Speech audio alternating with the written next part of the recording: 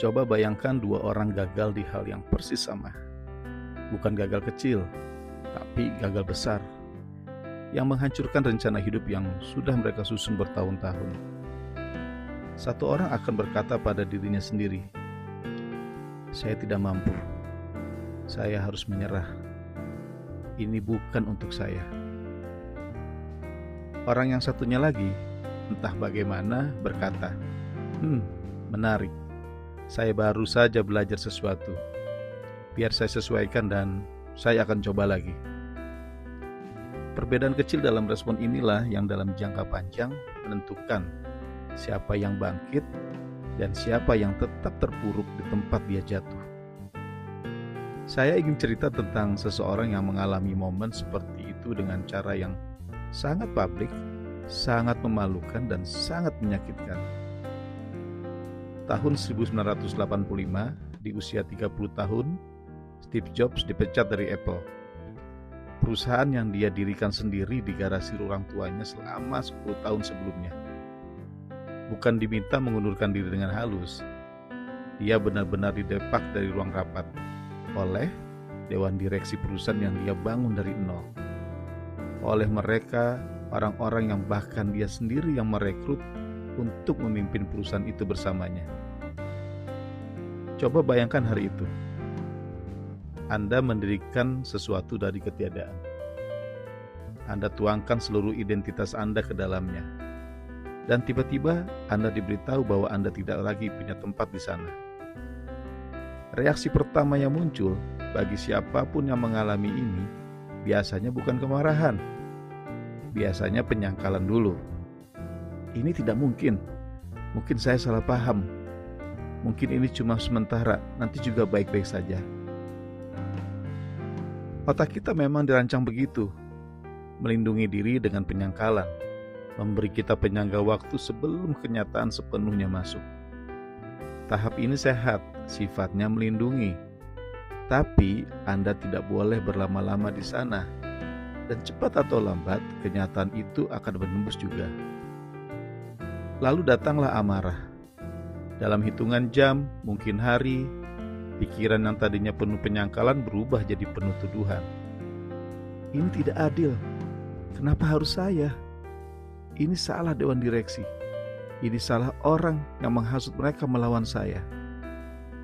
Atau justru marah itu berbalik ke dalam. Saya bodoh. Seharusnya saya lebih hati-hati.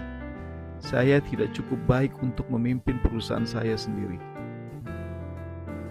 Menyalahkan pihak luar atau menyalahkan diri sendiri, dua-duanya wajar terjadi di fase ini. Tapi kalau Anda terus terjebak di sana, terus-menerus marah, terus-menerus mencari siapa yang salah, Anda tidak akan pernah benar-benar melangkah maju. Setelah amarah biasanya mereda, yang tersisa adalah duka. Bukan duka karena kehilangan nyawa, tapi duka karena kehilangan sebuah masa depan yang sudah Anda bayangkan begitu detail. Bayangkan Jobs, dalam minggu-minggu setelah dipecat, berduka atas visi yang sudah dia rancang untuk Apple, atas produk-produk yang sudah dia gambar di kepalanya, atas identitas dirinya sebagai pemimpin perusahaan itu. Saya sudah membayangkan masa depan yang berbeda. Sekarang semua itu sirna. Berduka itu sehat, mengakui kehilangan itu, merasakan kesedihannya, bukan tanda kelemahan. Yang berbahaya adalah kalau Anda berlarut-larut di sana, terus-menerus memutar skenario seandainya saja, tanpa henti. Lalu, perlahan-lahan biasanya butuh hitungan minggu, kadang bulan, penerimaan mulai datang. Baiklah, ini sudah terjadi. Memang menyebalkan, tapi sudah selesai. Sekarang pertanyaannya adalah, apa selanjutnya? Penerimaan bukan berarti menyerah. Ini bukan saya berhenti berjuang. Ini adalah saya menerima kenyataan saat ini. Dan dari sini saya yang memilih bagaimana saya merespons. Dan begitu penerimaan itu datang, pintu itu belajar untuk terbuka. Anda mulai bisa bertanya dengan jujur, apa yang bisa saya pelajari dari ini? Apa yang akan saya lakukan berbeda lain kali? Kekuatan apa yang saya temukan justru dalam proses menghadapinya. Inilah bagian yang sering dilupakan orang ketika mereka menceritakan ulang kisah Jobs. Dia tidak langsung kembali berjaya. Dia melewati semua fase itu. Shock, marah, duka, baru kemudian penerimaan. Sebelum akhirnya bangkit dan bertindak. Dan ketika dia bangkit, dia tidak sendirian. Beberapa insinyur dan orang-orang kepercayaannya di Apple justru ikut keluar bersamanya, memilih untuk tetap berada di sampingnya meski dia baru saja kalah secara telak. Itulah yang oleh para psikolog disebut sebagai salah satu pembeda terbesar antara orang yang resilient dan yang tidak. Sistem dukungan. Tidak harus banyak orang, cukup 1-2 orang yang percaya pada Anda, yang memberi validasi bahwa perjuangan Anda nyata, yang memberi perspektif bahwa kegagalan ini tidak mendefinisikan siapa Anda, yang memberi harapan bahwa ini akan berlalu. Orang yang terisolasi, yang dikelilingi orang-orang toksik, jauh lebih sulit pulih dari kemunduran sebesar itu. Ada satu hal lagi yang membuat Jobs tetap berjalan di masa-masa gelap itu. Dia tahu alasannya membuat produk bukan sekedar untuk mengesankan dewan direksi atau menjadi kaya. Dia terobsesi pada kualitas, pada menciptakan sesuatu yang benar-benar bagus. Dan justru karena motivasinya bukan sekedar eksternal, kegagalan sebesar dipecat dari perusahaannya sendiri tidak menghancurkan alasannya untuk terus mencipta. Ini pola yang berulang pada siapapun yang berhasil bangkit dari kegagalan besar. Kalau motivasi Anda murni eksternal, ingin mengesankan orang atau cepat kaya, kemunduran terasa menghancurkan segalanya. Tapi kalau motivasinya lebih dalam, ingin membantu orang lain, ingin menciptakan sesuatu bermakna, ingin menjadi versi diri yang lebih baik, kegagalan hanya jadi batu kerikil di jalan, bukan akhir dari perjalanan. Yang juga menarik, orang-orang yang berhasil bangkit dari kegagalan besar jarang sekali menghabiskan waktu mengkritik diri sendiri habis-habisan. Mereka mempraktikkan sesuatu oleh para psikolog disebut self-compassion, welas asih kepada diri sendiri.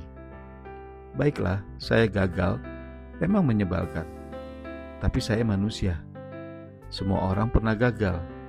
Ini tidak membuat saya jadi orang jahat. Apa ya yang bisa saya pelajari dan saya perbaiki untuk lain kali? Bandingkan dengan orang yang terjebak dalam kritik diri. Saya benar-benar bodoh. Seharusnya saya sudah tahu lebih baik. Saya ini gagal total. Tidak ada yang percaya pada saya. Dan saya juga tidak percaya pada siapapun. Kritik diri semacam itu menguras emosi dan membuat pemulihan jadi jauh lebih lama. Orang yang punya belas kasih pada dirinya sendiri pulih jauh lebih cepat. Bukan karena mereka meremehkan kegagalannya, tapi karena mereka tidak membiarkan kegagalan itu jadi vonis atas siapa mereka. Kegagalan besar Jobs tidak mungkin memaknai bahwa dia tidak mampu memimpin, melainkan bukti bahwa dia belum tahu caranya untuk saat ini. Bedanya besar sekali. Orang yang dengan pola pikir bertumbuh memandang kegagalan sebagai data untuk berkembang. Orang dengan pola pikir tetap memandang kegagalan sebagai vonis atas kapasitas mereka selamanya. Dan yang membuat kisah ini benar-benar jadi contoh resilience bukan sekedar kisah sedih, adalah apa yang dia lakukan setelahnya. Dia tidak keras kepala memaksakan diri kembali ke jalan yang sama. Dia mendirikan perusahaan baru bernama Next. Dia juga mengambil alih sebuah divisi gratis komputer kecil yang kemudian menjadi Pixar. Ketika rencana A gagal total, dia tidak terjebak berkata, "Ini satu-satunya cara. Kalau ini gagal, semuanya gagal." Dia beralih, menyesuaikan strategi, bahkan mengubah arena permainan sepenuhnya. Fleksibilitas semacam itu adalah skill yang bisa dipelajari oleh siapa saja, bukan bakat bawaan segelintir orang beruntung. Sekarang, bayangkan kalau Jobs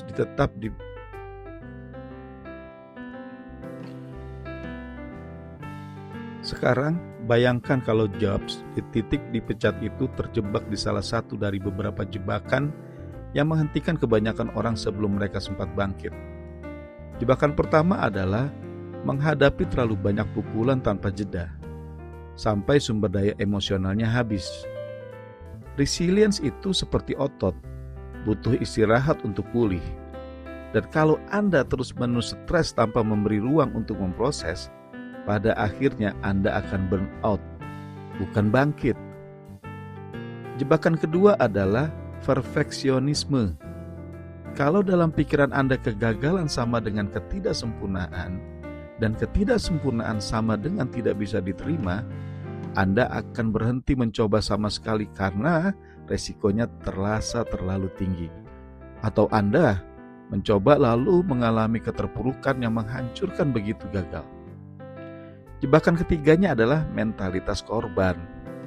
Kasihan sekali diriku, semesta menentang saya, tidak ada yang bisa saya kendalikan. Yang sepenuhnya melimpahkan kendali keluar diri. Padahal faktor eksternal memang ada. Hal tidak adil memang bisa terjadi. Tapi Anda selalu punya kendali atas bagaimana Anda merespons. Dan jebakan keempat adalah rasa takut dihakimi. Takut kalau mencoba lalu gagal lagi. Orang akan menganggap Anda pecundang. Padahal kenyataannya orang yang benar-benar peduli pada Anda mengagumi usaha dan ketekunan, bukan cuma keberhasilan. Jobs bisa saja berhenti di titik itu. Bisa saja dia memilih menyalahkan dewan direksi selamanya, menolak mencoba lagi karena takut gagal untuk kedua kalinya di depan publik yang sama. Tapi dia tidak. Dan 12 tahun kemudian, tahun 1997, Apple, perusahaan yang nyaris bangkrut tanpa dia, memanggilnya kembali. Dia pulang bukan sebagai orang yang sama seperti saat dipecat, tapi sebagai orang yang sudah melampaui seluruh perjalanan itu. Dan dari sanalah lahir produk-produk yang kemudian mengubah cara dunia bekerja dan berkomunikasi. Cerita ini bukan cuma milik Jobs. Oprah tumbuh besar dalam kemiskinan, dalam situasi penuh kekerasan, jauh sebelum dia membangun kerajaan medianya sendiri. J.K. Rowling ditolak berkali-kali oleh penerbit sebelum akhirnya satu orang mau menerbitkan Harry Potter. Pola yang sama selalu berulang, bukan karena mereka tidak pernah jatuh, tapi karena mereka menolak berhenti di titik jatuh itu. Kalau Anda bertanya bagaimana caranya melatih diri melewati fase-fase itu lebih cepat dan lebih sehat, ada beberapa hal konkret yang bisa Anda mulai praktekkan sekarang. Mulailah dengan mengganti bahasa yang Anda pakai untuk diri sendiri.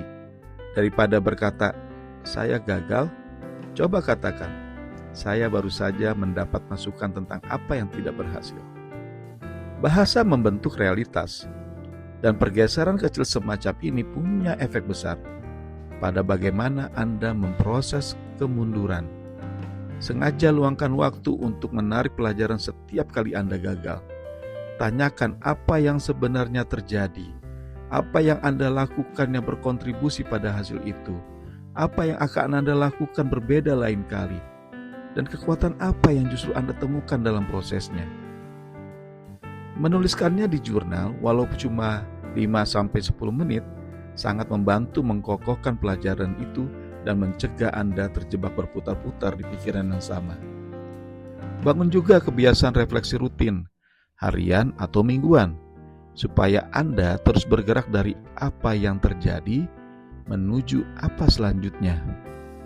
Kenali strategi meredakan emosi yang cocok untuk Anda. Bagi sebagian orang, itu olahraga atau jalan kaki. Bagi yang lain, itu menulis atau bermusik. Bagi yang lain, itu mengobrol dengan sahabat, berdoa, dan bermeditasi. Atau justru membaca dan mendengarkan podcast untuk memproses lewat pikiran. Miliki lebih dari satu strategi sebagai bekal, karena kemunduran datang dalam bentuk yang berbeda-beda dan butuh respon yang berbeda pula. Dan sesekali ketika kegagalan itu terasa berat, coba letakkan tangan di dada, tarik nafas dalam-dalam, lalu ucapkan pelan-pelan pada diri sendiri, Ini adalah momen penderitaan. Penderitaan adalah bagian dari hidup. Saya tidak sendirian dalam hal ini. Semoga saya bisa bersikap lembut pada diri sendiri di momen ini. Kedengarannya sederhana, tapi cobalah ini benar-benar bekerja. Yang terakhir, ikatkan apa yang Anda kerjakan dengan tujuan yang lebih besar dari sekedar hasilnya. Bukan, saya ingin proyek ini berhasil karena ingin dipromosikan, tapi saya ingin proyek ini berhasil karena bisa membantu orang lain, atau karena ini selaras dengan nilai saya. Tujuan di luar hasil itulah yang menopang Anda ketika hasilnya tidak sesuai dengan harapan. Begitu resilience itu benar-benar Anda kembangkan, sesuatu yang luar biasa terjadi. Anda tidak lagi takut pada kegagalan. Bukan karena Anda tidak pernah gagal lagi, Anda pasti akan gagal lagi. Tapi karena Anda sudah tahu dari pengalaman bahwa Anda mampu bangkit kembali. Dan itu menghilangkan hambatan terbesar untuk bertindak. Orang yang berhenti mengejar tujuan karena takut gagal. Orang yang resilient justru mengejar tujuan karena mereka tahu kegagalan bukan akhir dari segalanya. Hanya informasi, hanya satu langkah dalam perjalanan yang panjang. Dan orang semacam ini biasanya menarik orang lain di sekitarnya. Sebab kita secara alami tertarik pada mereka yang tidak pernah benar-benar menyerah, yang belajar dari setiap kemunduran, yang tetap hadir untuk orang lain di tengah perjuangan mereka sendiri. Jadi izinkan saya bertanya kepada Anda, adakah satu area dalam hidup Anda sekarang di mana Anda selama ini menahan diri karena takut? Mungkin itu mimpi yang terus Anda tunda. Mungkin itu tujuan yang sebenarnya sangat Anda inginkan tapi Anda takut mencobanya. Bagaimana kalau Anda berkomitmen mulai sekarang bahwa kalau Anda gagal di area itu, Anda akan mengizinkan diri sendiri merasakan kekecewaannya tanpa menghakimi diri. Menarik pelajaran dari sana dalam waktu 48 jam, lalu mencoba lagi dengan pendekatan yang sudah Anda sesuaikan. Bagaimana kalau Anda mulai percaya pada resilience Anda sendiri untuk bangkit kembali? Sebab Anda jauh lebih resilience dari yang Anda kira. Anda sudah pernah mengalami shock, marah, duka, dan akhirnya bangkit dari berbagai hal dalam hidup Anda sebelumnya. Anda mungkin belum pernah menyebut resilience, tapi Anda sudah pernah melakukannya. Resilience bukan sifat bawaan yang sudah ada sejak Anda lahir. Ini skill yang seperti skill lainnya dikembangkan lewat latihan, jatuh, lalu bangkit lagi, terus-menerus, berkali-kali, tanpa menyerah. Steve Jobs dipecat dari perusahaannya sendiri, dan 12 tahun kemudian dia kembali menyelamatkannya. Itu bukan keruntungan, itu resilience yang dilatih. Satu langkah kecil demi satu langkah kecil, melewati fase-fase yang tidak nyaman tanpa berhenti di tengah jalan. Panggil resilience itu dalam diri Anda.